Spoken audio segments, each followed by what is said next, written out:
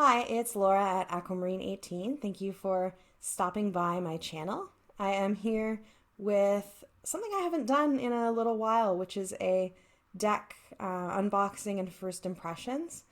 I've been doing the 31 Days of Tarot 2020 along with many other folks, and I made the decision not to put out any other content during January while I was doing that because it was already a video a day, so I figured, that's enough me for anyone to watch one video a day. So I put other things on hold, and I didn't really have too much planned at that time, so that was fine. But I got this new deck, and I thought that I would share it. You'll know from the title of the video, of course, that the deck in question is the Memento Mori Oracle, which is the new Oracle / Lenormand, an Oracle that includes a Lenormand deck from Goodchild at Black and the Moon. And I'm probably one of the first people to get this deck, actually, because, I had pre-ordered it, and the deck's shipped from Toronto, and I'm just like less than 2-hour drive from Toronto, so they come really quickly through Canada Post. And I unwrapped it from the bubble wrap, but it came bubble wrapped and inside a nice padded envelope, so that's good. But I haven't opened the rest yet, so it just came inside this bag. And I'm not sure, I didn't actually expect there to be a drawstring bag for this deck. I don't remember if the listing said that there was one or not. I maybe just wasn't looking that closely. I am a big fan of Black and the Moon decks. I have several of them, so I knew that I would like to work with this one as well. So it comes in this it's like muslin bag, and it has a little skull and crossbones on the bottom there, but is otherwise plain. So let's just get right to unboxing the Memento Mori Oracle. So there's some extra goodies in here. Putting the bag aside, we'll look at the extra goodies first. There is a mini little card here, and it has the death card on there from the Antique Anatomy Tarot. And this is like the business card, so it says in the back, Black and the Moon, Tarot and Spirituality, and it has Claire's website and like Instagram handle there. And it has a little write-up about death, which starts with a quote. I'm not going to read the whole thing. There's quite a bit of text on the back here, but it starts off with the bolded quote. The boundaries which divide life and death are at best shadowy and vague. Who shall say where the one ends and where the other begins? So that goes well with the death card, I think. And, folks who are familiar with Black and the Moon's decks know that skulls and, that kind of imagery figures quite prominently. So that is very fitting. There's a sticker of the Empress card from the Antique Anatomy Tarot as well, which I like. And this is quite a large sticker, actually. The deck comes with a small pamphlet, we'll say. Memento Mori, Lenormand, and Oracle deck created by Claire Goodchild in 2019, but I'm receiving it in 2020. And so this is a large oracle. There are a lot of cards, 85 cards. That took a while because you can see in here everything is Roman numerals, and I'm good with the Roman numerals, up to the X for 10 or the XX for 20 and so on, but once you get into other letters I start to not be sure, but as long as I remember the L is 50, I should be good with this one, I think. So, in the guidebook, it starts off, Memento Mori, Latin, remember you must die. An artistic and symbolic reminder of the inevitability of death. And then there's some italicized text here, which has appeared on her website, so I'm not going to repeat it, I don't think. And then there's a bit of an introduction here that just says, Memento Mori is an 85-card oracle deck depicting the ritualistic and historical objects we use in life and death. Inspired by the iconography of graves, the tools of witchcraft, and the advancements of the Industrial Revolution, this deck's purpose is to enrich your life on a deep and profound level. Warning: this deck should be cleansed often to remove the buildup of stagnant or otherworldly energy. Ringing a bell over the deck or knocking 3 times on the back before each use is recommended. So if you observe like cleansing of your decks, there's a reminder there. Memento Mori is a work of art that deserves respect and care. Please keep it out of direct sunlight and free of dust and debris. So from there, it just goes straight into meanings of the cards. So you can see here, just turning to a random page, that for each card you get a bit more than keywords, like a bit of short meaning there, which is good, I think. So something cool about this Oracle deck is that you can also use it as a Lenormand. So when the meanings are finished, after a couple of pages in the guidebook, what it says is that Memento Mori can also be used as a Lenormand deck by just using cards 1 to 26, which should say 1 to 36. There's an X missing in there. Lenormand is a style of reading that was created in honor of Marie-Anne Adelaide Lenormand, who was a French fortune teller. So from my reading, what I understand about the origins of Lenormand is that it was not the deck that Mademoiselle Lenormand actually used, but it was named after her because her name was well known. So naming it after her would, help to popularize the deck. So after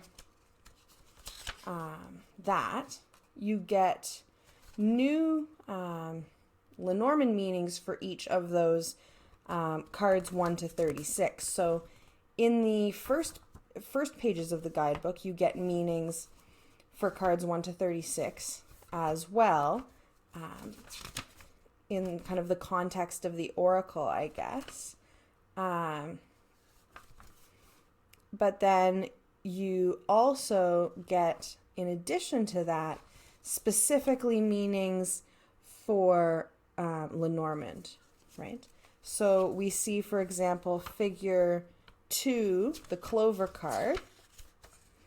In the initial list of meanings, the Oracle list of meanings says clover, abundance, the Trinity, rule of 3, good luck and prosperity, protection from hexes, folk medicine for clover.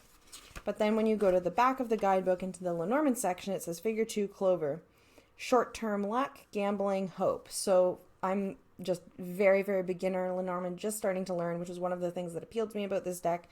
And so I know like short-term luck, for example, is a more traditionally meaning associated with the clover in Lenormand. So you get kind of a couple of keyword-lengthed Lenormand specific meanings for those 36 cards as well. And then the back of the guidebook just has the copyright, some information about images used being from the public domain in the context of the artwork for the deck, and information about Creative Commons copyright for some of these the images, and then just a quick thank you and acknowledgements from the creator. So several minutes in, getting to the deck, finally. It comes packaged beautifully. There's a feather on the front, and then it has this string, and the string is just taped on the back, and this brown paper. So I'm going to try to do my best here. Do I have scissors? No. I'm going to try to do my best to liberate the deck without destroying this completely. Okay, so I have untaped one end, and I'm going to take the deck out that way. And it will be in the tuck box inside. Oh, I hope this is going to work. Okay. Saving the brown paper is not going to work. I will save the feather, though. Okay. Here we go. We are in Memento Mori, Lenormand and Oracle deck created by Claire Goodchild, 2019. It has a skull on the front. It has artwork on both sides of the box and also on the back. It has just the name of the deck on the bottom and again on the top. And it comes in shrink wrap plastic, which I will happily rip open. It's really exciting to unpackage a deck. And I'm on the kind of low buy year, but I'm happy that I will always still have some decks to open with these pre-orders. So something that I really like about the tuck boxes that Claire uses for her decks, this is similar to some of the others, is that it has this crease here. So when you open it, which I'm going to try to do without ripping the tab. There we go. When you open it, the top folds back like that. And then there's the kind of little space in the front so you can easily put your fingers around the cards and lift them out. I do keep her decks in the guidebook. Okay. Here's the deck. The backing has the skull and crossbones on it there. I was curious about the backings actually, and I had asked her on Instagram whether they would have the same backings as all of the different Oracle of Oddities decks, which there's several different versions of, but they had the same back so you could combine them. I did only ever have one of the Oracle of Oddities decks, and I recently traded it in my first ever tarot trade. And I knew that because I knew I was getting this one. And she had said, no, it won't be the same backs, which is cool. Going in a new direction. I like that. It's plain. It's thematically appropriate. There's some kind of antiquing along the edge of the cards that's, to make see how it looks a bit old there or aged. Which makes it actually not quite reversible, but you could very easily read this reverse if you wanted to. Obviously, Lenormand is not a system that uses reversals, but in a Oracle deck, you can do whatever you want, right? If you like to read with reversals. So I'll just walk through the cards, 85 of them. So something to notice that I didn't know was going to be like this when I pre-ordered it, but is fine by me, is that some of the cards in the Lenormand section of the deck, so the first 36 cards, don't have traditional Lenormand names, but she has put the Lenormand names and the listed names beside in the guidebook so that for people like me who are learning Lenormand, you'll be able to know which one is which. So, for example, card 1 in the Lenormand deck is the Rider, and here card number 1 is the Horseshoe. So, the association, I think, is clear enough. I would know that a horseshoe would be the Rider, plus it's card number 1, which is where the Rider is located in the Lenormand, so you'd know it that way. It doesn't have, and I didn't expect it to, so this is not a criticism, but is something to note if you are interested in the Lenormand component.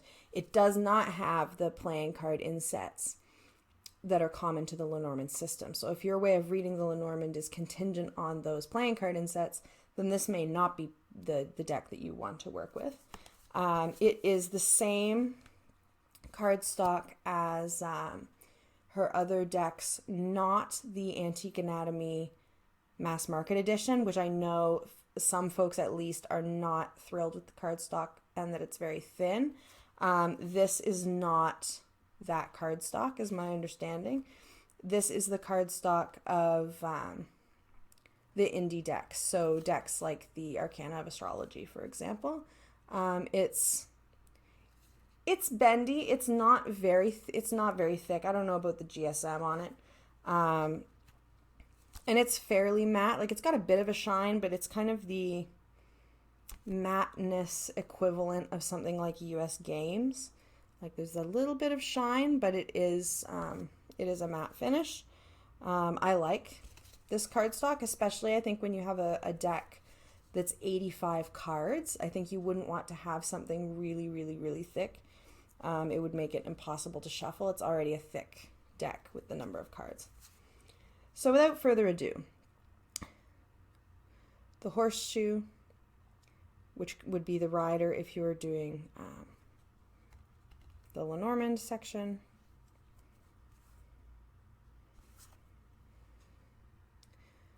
The clover. It's an interesting clover because the bone is so prominent. And something else you'll see, all of the titles start with plate, which is not my favorite feature of the deck, if I'm honest. Like, I feel like putting it on every single card is like it could be on none of the cards and the effect would be the same. And then they're numbered like figure. So we can think of like old textbooks. Illustrations would have figure, and then would have a list of figures after the title and the table of contents, right? There would be a list of figures. So I like that.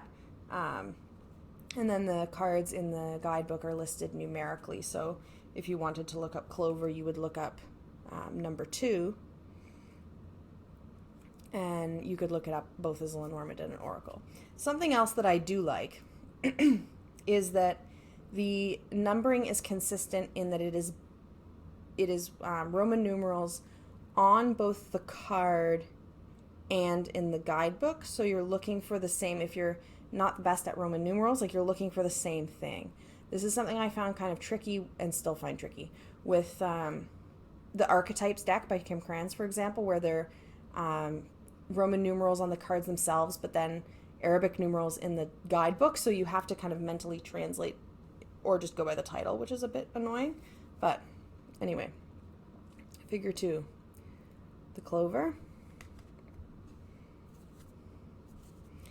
Figure 3 is the wheel, which in Lenormand would be the ship.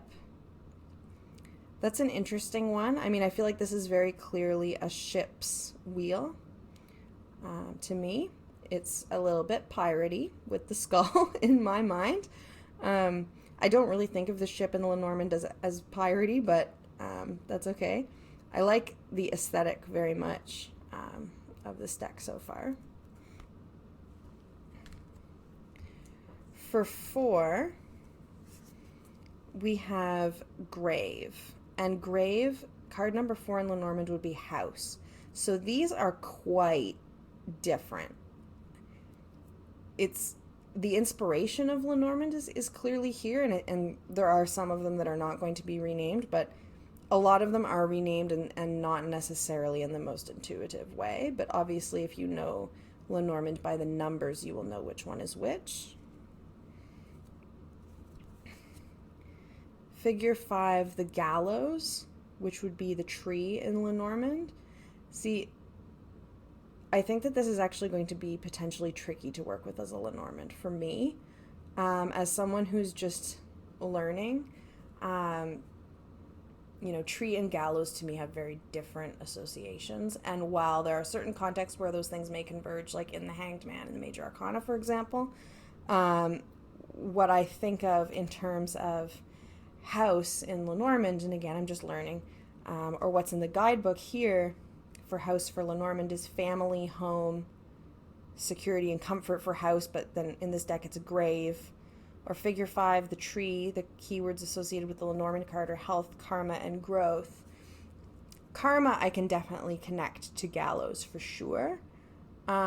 Growth or health for gallows is a lot more of a stretch to me. So it will be interesting, as a Lenormand learner, working with what is like quite an unconventional deck as one of the decks I'll be working with in my learning process. I think that it will be mind expanding in one way that is really helpful, but also potentially challenging for me as well. Number 6 is smoke, which in Lenormand is clouds. It's interesting in this one, the smoke is very central, whereas in the Lenormand, from what I know, the clouds will often be kind of blowing in from one direction or another, though there is clearly one side that is lighter and one side that is clearly darker here.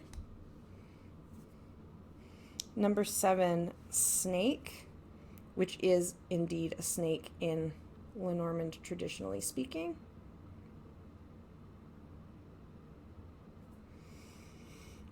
The snake is interesting because it's in a kind of Ouroboros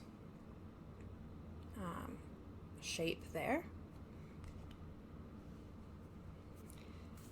And number 8, casket, which would be the coffin in Lenormand.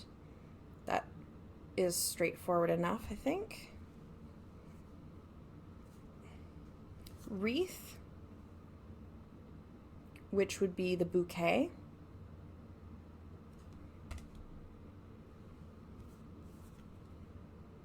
Scythe, which in Lenormand is scythe, facing to the left when you look at it.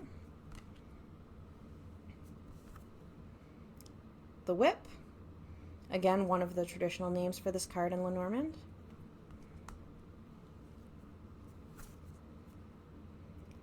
Bats instead of birds, which is an interesting change. I feel like it makes sense in the context of this oracle and like the feel of this oracle overall. And I guess some of the associations for the birds in Lenormand in terms of kind of chatter, bats chatter in their own way too, right? So that works.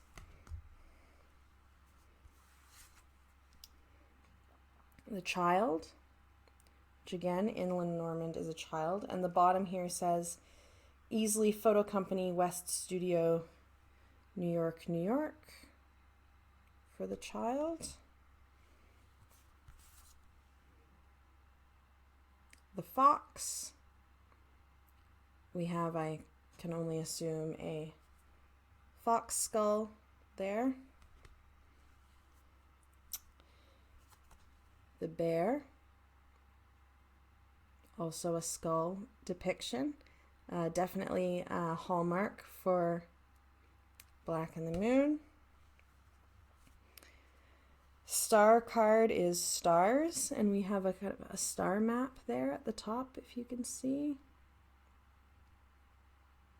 It's an interesting depiction for star. Like, you don't see it immediately and think of star, but it does make total sense when you look at the star chart there at the top. Instead of a stork, we have raven.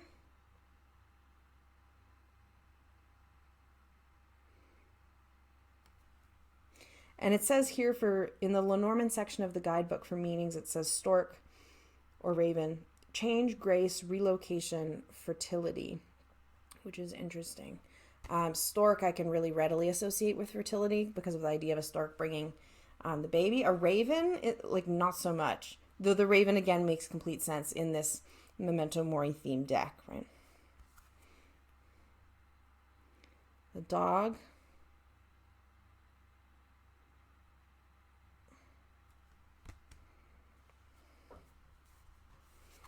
The tower is a spinal column in this one.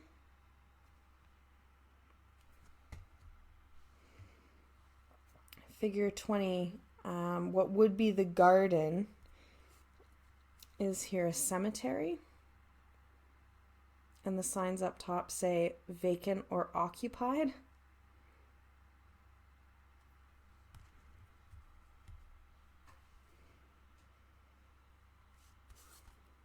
Number 21. Sorry, I'm going a little bit slow. I'm looking down at the guidebook just so that I could say both the traditional Lenormand title and the title on this card. So 21, which would be the mountain, is the obelisk.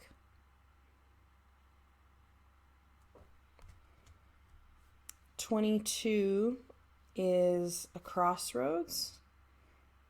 This is reminiscent of some of the cards in her other decks to me.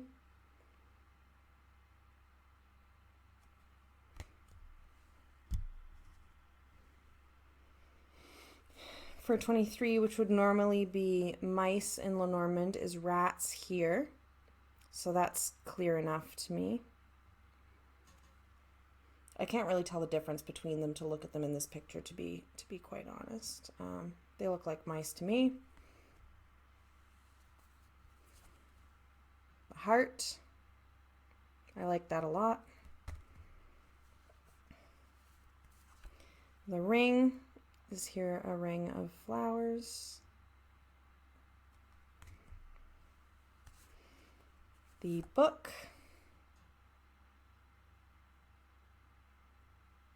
This feels almost, it feels like a book of shadows to me. The letter. And the letter card is interesting because the letter is actually legible. So you can actually read this letter if you want to.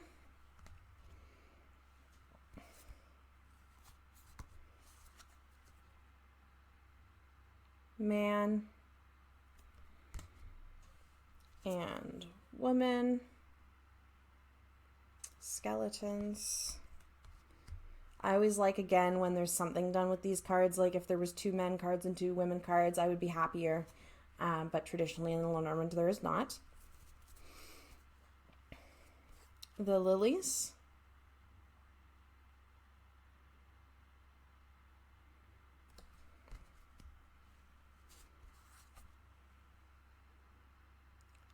Sun.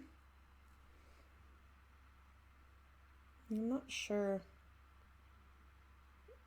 I don't really get sun from this. I'm not sure if I'm missing something. Moon. So the sun and the moon have some, yeah, maybe. Sun and the moon.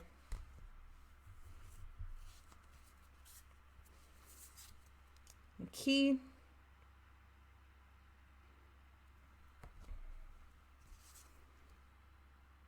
The fish. I usually picture this card with like a big school of fish. But anchor. I like that anchor card a lot. And cross. 36. So those are the Lenormand cards. I'm really curious to hear, like, because I'm such a beginner at Lenormand, I'm really curious to hear from you if you're a person who reads Lenormand, who knows Lenormand, like whether you ordered this deck or not. I'm curious to hear what you think in the comments about some of the renames. So the renames, just to recap, are the rider renames the horseshoe, the ship is the wheel, the house becomes grave in this deck, the tree becomes gallows, the clouds become smoke, the coffin becomes casket, bouquet becomes wreath, birds become bats, stork becomes raven, garden becomes cemetery, mountain becomes obelisk, and mice become rats. And other than that, the names are unremarked upon, so are, to my knowledge, traditional names. I know some of them have multiple traditional names, but that's my understanding anyway. So going on from there, from cards 37 onwards, I will put the guidebook away since these ones don't mirror Lenormand, so I won't be commenting on that, and I'll just go through them fairly quickly here. So we have poison,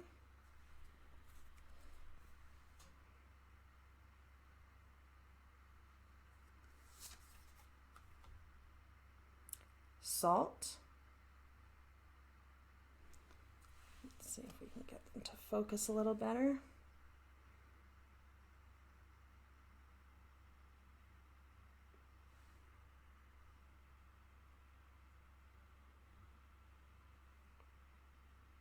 Salt, cup,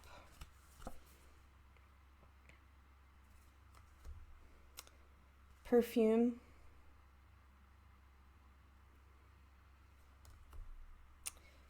lantern. I really like that. That's hermit evocative to me. Lantern, hourglass. I kind of wish the hourglass was more prominent in this card like the lantern was in the card previously. Excuse me. Mirror.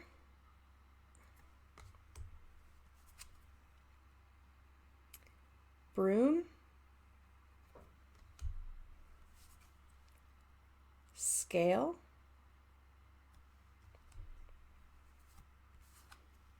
sign. Here the sign says funeral. Spirit board.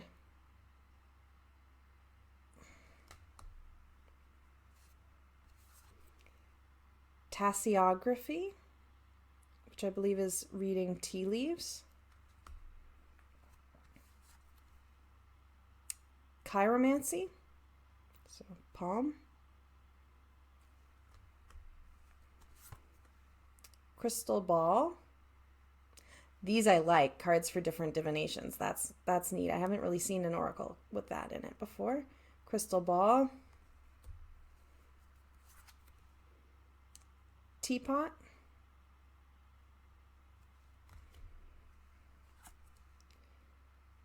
Crown.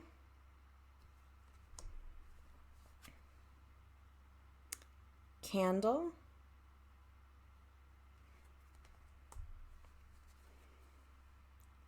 Ladder.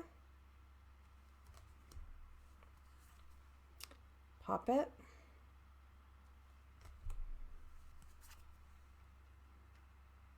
Scissors. There are aspects of this deck, it's like very much feels like a fortune-telling deck, in the sense of it feels to me a little bit like the Witches' Tools section of the cards in the Literary Witches Oracle. So the section that is not the portraits of the authors, but the tools section feels a lot like this deck to me as well. Sachet.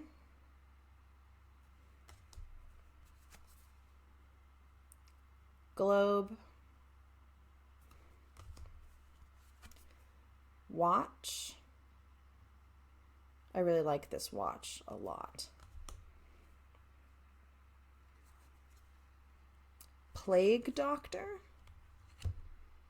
I'm not familiar with Plague Doctor, so I'm going to see what the guidebook says about Plague Doctor. Plague Doctor. The Black Death, chronic illness, a caretaker, get a second opinion, a plague, a doctor, healer, safety precautions. Okay. Just not familiar with that, if that is a term in and of itself. Lock. I like that imagery as well. Knife. Pot.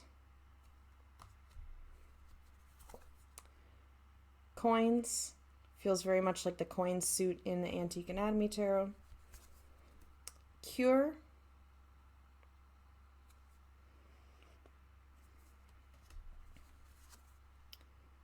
Syringe. Mort bell. Mort as in death in French, I'm assuming. Mort bell. I want to see what is said here. I wonder if this is the bell that would be hung, like to avoid burying someone alive, that the string goes down so that someone can ring it. That's what I'm thinking it is, but I'm going to look, because again, it's like, I don't know if this is, terminology that I should know. Wake the dead, funeral procession, a burial announcement, community news, something new, an alarm, a reminder, call to worship, change the energy. Okay. So there's a lot of things that, in terms of the keywords in the guidebook with that, a lot of people use bells for clearing energy in the home or something like that. So change the energy. You could read it that way. Lots of potential associations there.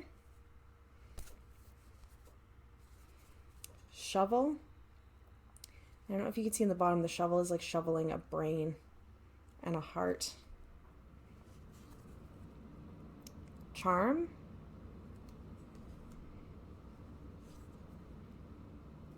Embalming fluid. Rope. Pedestal. Medical kit.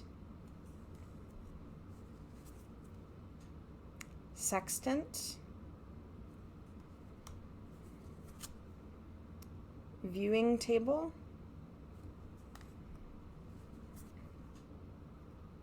glove, pillar, harp,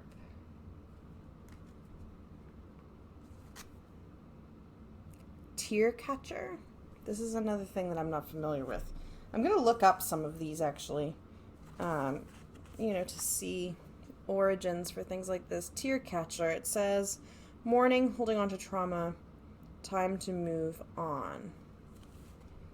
There are some intense cards in here.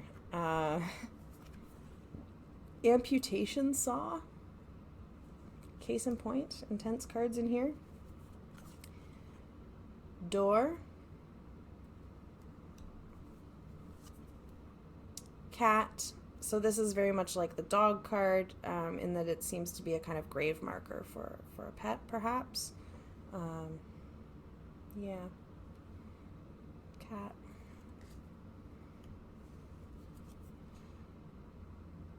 Urn.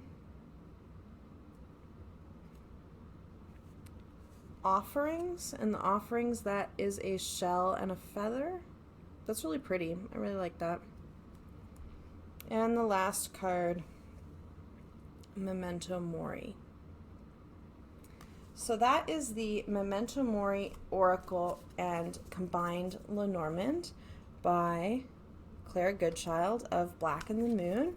I am looking forward to working with this deck. I've been eagerly awaiting it. I was probably one of the very first pre-orderers, since I am a fan, and I really like how it has arrived really nicely wrapped, with a drawstring bag that I wasn't entirely expecting, with the same nice, you know, nicer than an average tuck box that I have come to expect from Black and the Moon.